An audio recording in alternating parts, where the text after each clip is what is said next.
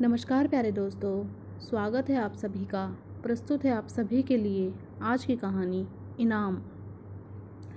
एक भिखारी को बाजार में चमड़े का एक बटुआ पड़ा हुआ मिला। उसने बटुए को खोलकर देखा। बटुए में सोने की 100 अशर्फियाँ थीं। तभी भिखारी ने एक सौदागर को चिल्लाते हुए सुना, मेरा चमड़े का बटुआ खो गया है। जो कोई उसे खोजकर मुझे सौंप देगा, मैं उसे इनाम दूंगा। भिखारी बहुत ईमानदार आदमी था। उसने बटुआ सौदागर को सौंपकर कहा, ये रहा आपका बटुआ, क्या आप इनाम देंगे? इनाम?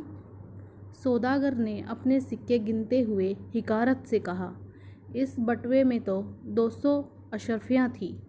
तुमने आधी रकम चुरा ली और अब इनाम मांगते हो? दफ़ा हो जाओ, वरना मैं सिपाहियों को बुला लूँगा।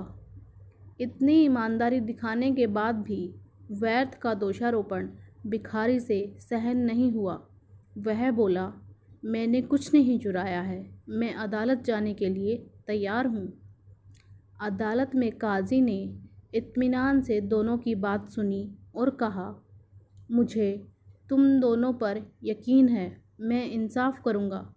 सौदागर, तुम कहते हो तुम्हारे बटुए में 200 अशर्फियाँ थीं, लेकिन भिखारी के मिले बटुए में तो सिर्फ 100 अशर्फियाँ ही मिली।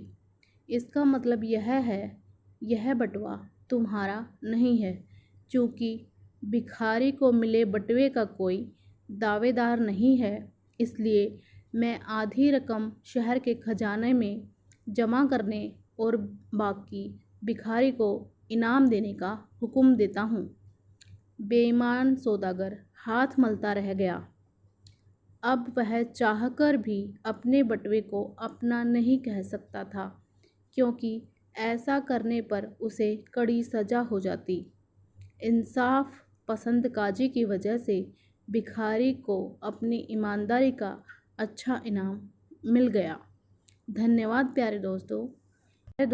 इसी तरह की कहानियाँ जानने व सुनने के लिए आइए जुड़िए मेरे चैनल के साथ, भक्ति ज्ञान गंगा।